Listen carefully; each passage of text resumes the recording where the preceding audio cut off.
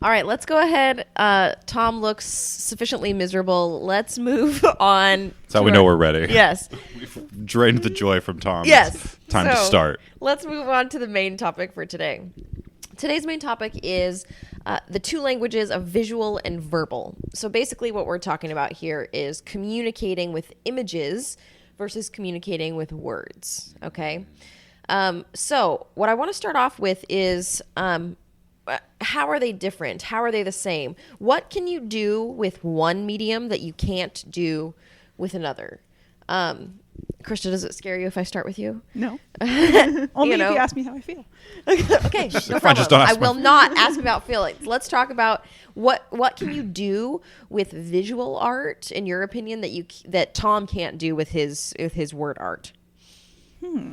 Well, I don't know. It's so much of a very different experience. Like you are, as opposed to conjuring it with words and having the person you're speaking to have the job of conjuring that in their mind and using their own experiences to kind of paint that. You are the one painting it. Mm-hmm. So you can add in more detail than maybe could have been added in with words. Yeah, and it's more up to you what the images you are showing are. It's less up to the other, to the viewer. But is it interesting that somebody who's using words can describe with words what it means versus you don't have the ability to do that with a piece of art? You can have a specific meaning behind what you're trying to say, but you can show in more detail, but you can't provide context the way that words can. It's true. It's like it's with the two different media, it's like you have different ways that you can enter the space and different ways that you can guide the viewer or reader. But and so in some you have greater control over some aspects and some you have lesser, and so it's all about learning to work with those different aspects. And I think it's interesting too how sometimes those can converge. Like in some types of writing, you are trying to create an image and let the viewer experience that almost like a painting. And in some images that you're creating, you are trying to tell a story and you are trying to guide the viewer's eye as if it were a narrative. So they can converge and be separate. Tom, as primarily somebody who uses words versus Krista being somebody who primarily uses images, what do you think you can do with writing that can't be done with art? I think I really appreciated what Krista was saying about the different levels of control. Mm-hmm. Because on one hand, you do have, in some ways, more control with writing in that you get to say, here's exactly where we're entering. Here's exactly the information that I'm giving you at the pace that I want you to take it in. You know, I want you to focus on this element for as long as I want you to, and then we move on to this next thing, and it kind of it's consumed in the cadence that I dictate. Mm-hmm. Whereas with an image, you know, you can have a focal point and say, put your attention here, but like, here it all is. People are free to engage with it however they want. And, you know, so in some ways, while you're writing, you have more control, but you also have less control from the fact that like they get to bring a lot more to it. Like you can't force someone to picture what you're describing. Right. You can describe it, but everyone's still going to picture that thing you just described very differently. Absolutely. Based on what they've experienced, based on how they're processing that information. Mm-hmm. So like, and in some ways that's kind of liberating as a writer in that like, I don't have to describe something. Like it's not my job to make someone picture exactly what I want them to picture. It's my job to create a situation where they're going to experience what I'm trying to elicit from them, but they get to picture it in the context of what they bring to it, so it'll be more effective for them. Mm-hmm. And, you know, so it's a very different tool set, in my opinion. Mm-hmm. That's really fascinating because with visual, it can be almost like a mirror of that. You can't tell a person what somebody is feeling. For example, a character in writing, you can't describe that in the artwork, but you can, in kind of a similar way, provide the elements that they will come out with that feeling.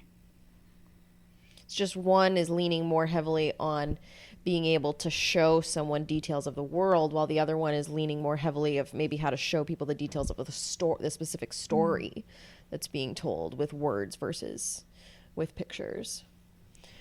Mark, as somebody who curates those things to go together, how do you see them as different or the same? Well, I think that is the art, right? The craft is using words and images together, because, sometimes it's the addition of words to an image, and sometimes it's making sure that there are no words so that you open up the space for people to imagine. I think you can get a lot of clarity with words that I think you can't get with images. And then I think the reverse is also true. I think sometimes when you think about iconography and you think about illustration, that makes it clear beyond words. But the thing about images is they can be language independent, right? So like if you have somebody that doesn't speak your language, you can communicate really clearly with an image. But the craft of putting those together is where the discernment comes in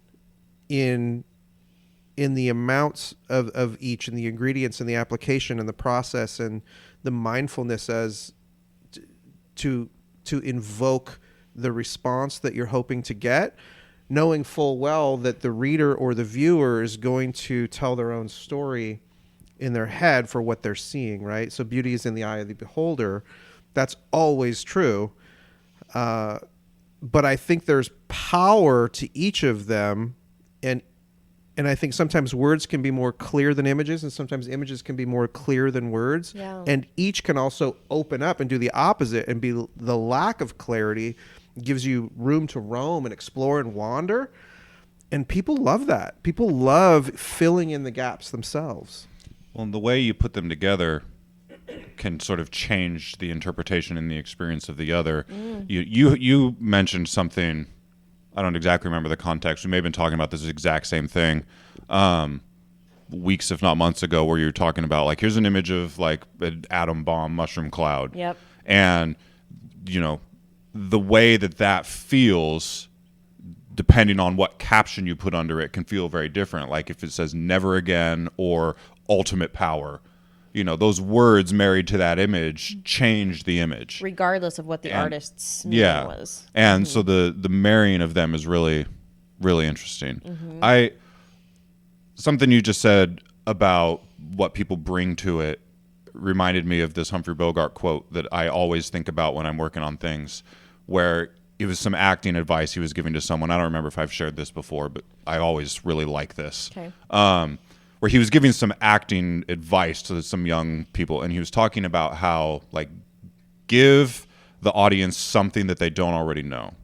And so he was talking about, like, if someone's pointing a gun at you, don't act scared. Like, that's not the piece of acting you should be doing. There's a gun pointing at you. Everyone watching knows that you're scared. Show them something else, give them a different layer, give them a different piece of texture, and make it more deep. Because, you act scared, everyone knows. Yeah, that's like adding a line to that mushroom cloud that just says a bomb. Right, exactly. Yeah. Mm-hmm. I think that's a really important point for an illustrator. It's because you are given these words and these descriptions that you are essentially illustrating and bringing to life, but you want to put more into it. You want it to reveal something that the text doesn't, otherwise there's no purpose for the image. I think it can be most powerful when they're working in tandem and each showing something that the other doesn't. Mm-hmm. I'm so amused by this image of a bomb going off and the word bomb underneath it. Like, the hilarious redundancy there is funny to me. I'm distracted now. This is all it's over. It's not over until I say it's over. And you know that. So drink some water here. A bomb.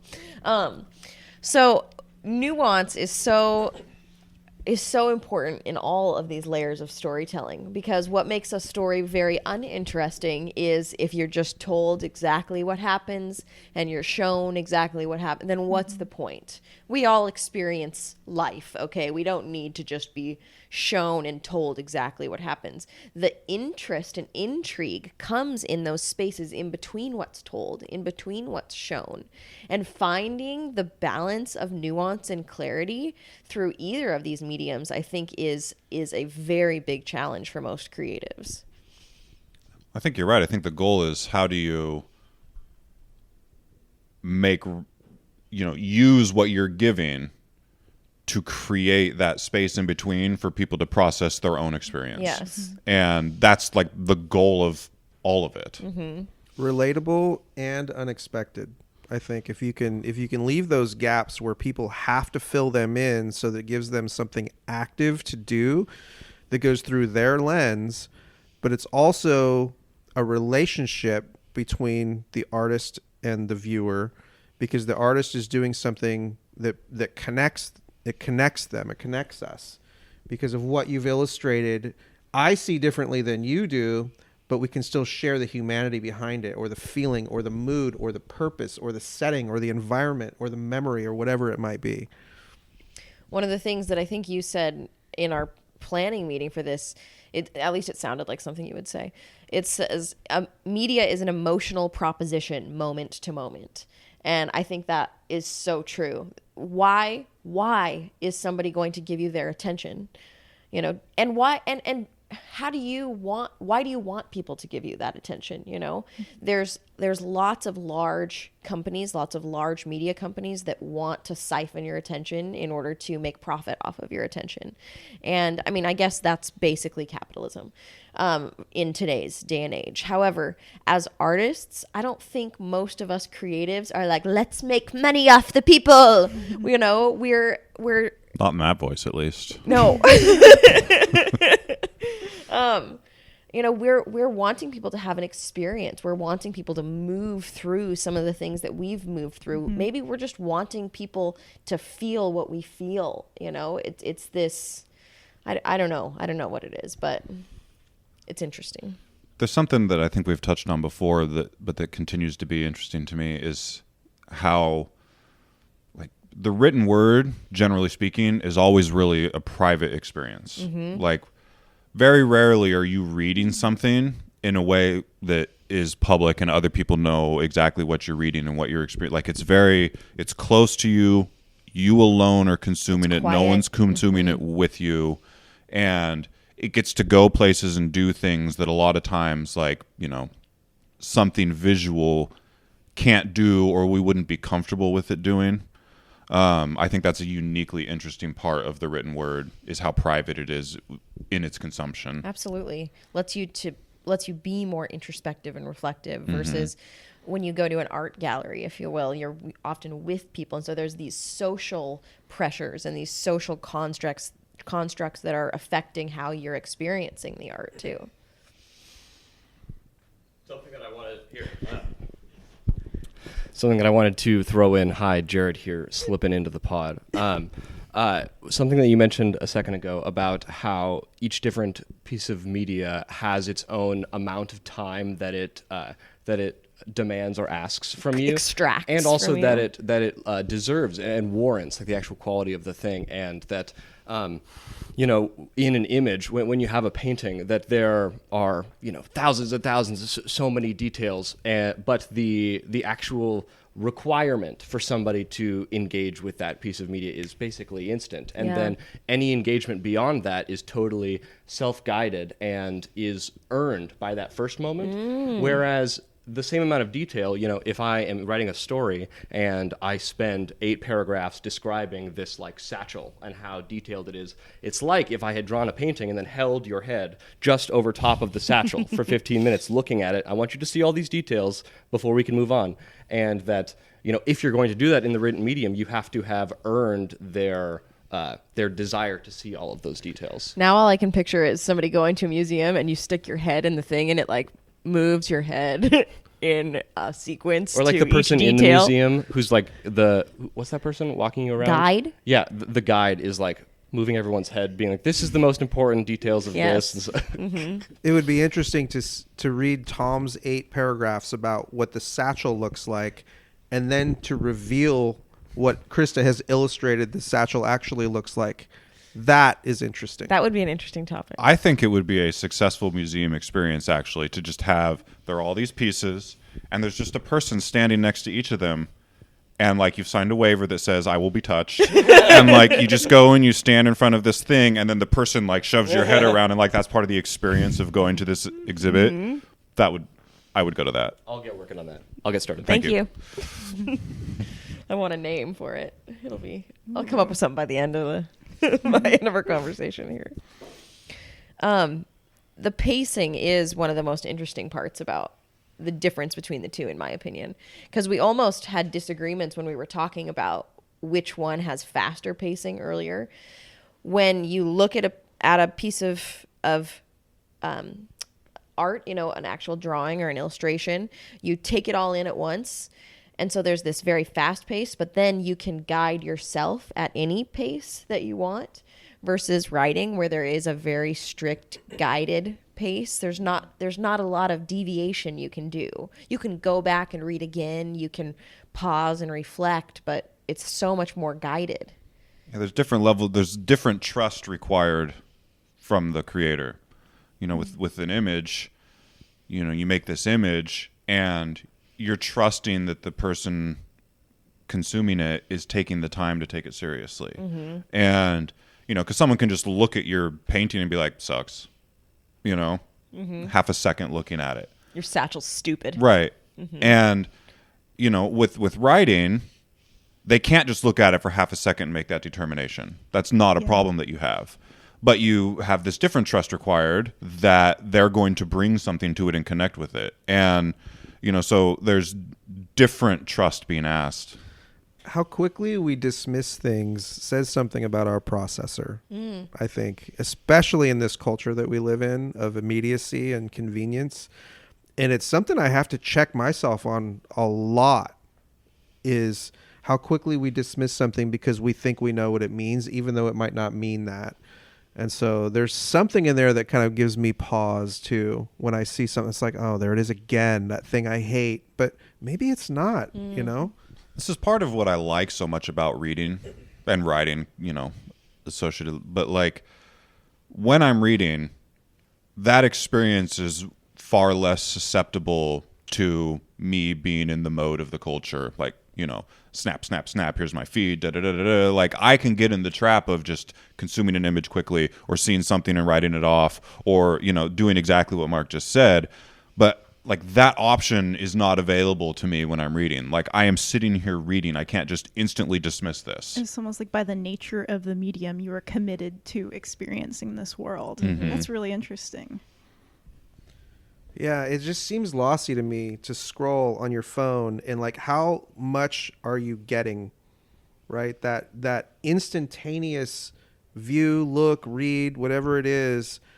I feel like it doesn't do a lot of the work justice, and a more mindful approach is something that I think would benefit all of us. I don't know. This is just how I feel, and yet I do the same thing, right? Is this for me? Is this for me? Is this not for me? And I don't know, there's something that rubs me the wrong way about that. But at the same time, how convenient is it to have everything at our fingertips in terms of, content and ideas and information and data and stuff like that? I saw a quote the other day, maybe it was meme, that just said, we were never meant to know that this many people existed and all of their opinions. Yes. So I think one of the last angles that I want to take on this is, when is this most important to think about? While creating, while consuming, both? I think that looking at the other craft can really inform our own. Like if we look at the way, for example, as a visual artist, the way things are done in words.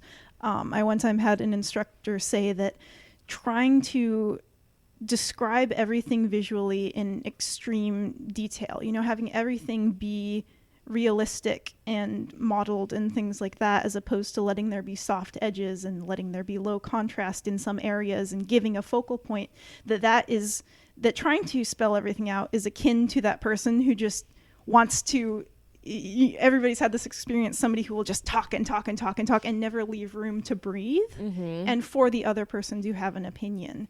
So when I think about that difference between just having endless talking, I can apply that to my own visual art and say, I don't want to give people that feeling. Interesting. Okay, Jared, Bumble over here. You have a thought.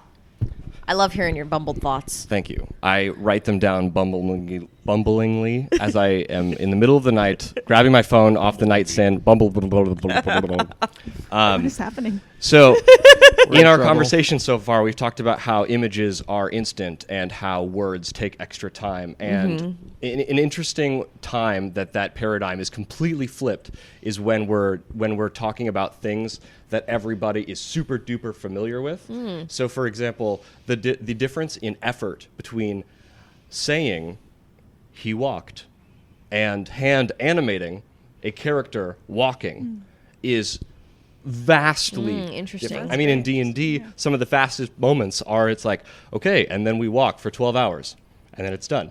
And those things that all of us can immediately understand and quantify that are like base human experiences, like it takes extra effort to draw it out as opposed to just saying it. That was the thought that I had. Like I can say Wordle, and people can understand what it is because it's so popular right now, except for some people on this couch who don't know what it is, and that's fine. Yeah. Interesting. And Don't the look at fact me. that I know what it is. You do? Do you do it? Wordle. I did it. Yeah, I did it once, and then I was like, that was cool. Okay. yeah. Awesome. Thank you. Good job, everyone. I got it on the second row. How do you think you spell I got lucky. bumbling? Bumble organ. Yeah. Krista, there's a story I want you to share. I don't know what better way to transition it into that, but I think, you have such good experience with how much detail and what kind of detail you put into art, and I want to hear you talk about that a little bit. Yeah, I had an instructor when I was learning say, a lot of times when we're starting out, we want to describe everything and we want to get it realistic and in perfect detail. And I had an instructor say that, sometimes you can leave room for that mystery, and that actually takes more skill, is to know when to leave a soft edge, know when to have low contrast, know when to leave there be space to breathe in a picture. And that spelling everything out and describing everything visually is akin to one of those, everybody's met somebody who, when they talk to you, that's just like every ounce of space is filled with their words, and it's not really a conversation anymore. It's more of like an assault. monologue. Yes, a verbal assault with the things coming out of your mouth. But yeah, so I think that's interesting in this conversation about the two kind of visual versus verbal, by looking at the other medium and comparing how does that relate to what I'm doing? What can I learn from that? What can I take from that? I think that's true of writing too. I think an author can leave space intentionally for the viewer or the reader to fill that in, and they can, almost set traps in a way, engagement or excitement traps, or, play on the emotions of the reader and help each reader tell a different story from the same piece of work. And the same is true of illustration, but I think they're just different crafts of the same, get the same effect. Yeah, I think you have to. If you try to describe everything in the room, then your series that should be 6 books long is 14, and it's the Wheel of Time. You can't. You have to leave that room. Otherwise, it's just completely overwhelming, like the person you're talking about. It's just so much information, you don't know what to focus on. None of it gets to matter, and it just is like you don't get to bring anything of yourself to the situation. Yeah, you can just say, he did that ridiculous thing that he always does, and then everybody laughed like they always do. And here's what everyone in the room felt about it and what you should feel about it. Right. more like but leading. you're not saying what it is. Yeah, it's more like you want to lead the reader through the experience than to kind of, force them. Experience is an important word because they need to be Yes. able to experience it, not just be told about it and or shown about it. And Suffocated by it. yeah, and for the most part, you're not actually having an experience consuming something if you're not bringing something to it. That's how you connect to it. And if there's not room for someone to connect to something, they don't truly have an experience. They just observe an event. And I think, if we're trying to decide why does this matter? Why would you ever think about this, and how can thinking about this be valuable on any level? I think Is that what you're thinking as we're getting to the end of this podcast? kinda, yeah. But I think it's, as when you're consuming something, the question is, what am I supposed to be bringing to this right now? As I read this, what am I bringing to this experience? how is this an experience because of what I'm bringing to it? And the same with when I'm looking at something. Like, what is my responsibility in the relationship between me and this thing to experience this thing? And then I think it's also valuable when you're making something to be conscious of this, because it lets you really take advantage of the media that you're working in. Like, what am I uniquely able to do in this space that I couldn't do in any other space, and am I doing that? And I really like Krista's thoughts of whatever your specialty is, can you analyze a different specialty to glean something from it, you know? I think that's important. Yeah, because they can all show you something different. And as the creator, I would prefer that as the creators who are making stuff right now, I would prefer as a consumer to have surprise parties planned for me than to be trapped. So when you say we can set exciting traps, I'm like, let's not. Like, maybe as creatives we can set surprise parties for people, but I don't want to be trapped. Well, but it's nice. It's a nice trap. They can be nice traps. Fine, but What if it was a snack trap? Just a bear trap. And got me on that one. yeah, you've been got. That's okay. The last thing I'll say about this topic is when you have multiple creatives working together on a project, that's where you really start to get into the nuance of how those things can be married together, and there's no recipe, right? There's no right or wrong recipe. You have an illustrator and you have a writer and you have a designer and you have, you know, a lot of different minds working together, and each one's coming from a different perspective. And I think that makes it that makes it somewhat magical, somewhat special. Like there's some fizzly stuff in the potion when you get all these people together and they're all working together and trying to pull in the same direction, but really, are they? You know, they're all coming from different angles, and I think the more you do that, the better you get at making concessions for someone else's opinion that will broaden your audience and kind of help increase that impact. Yeah, I agree.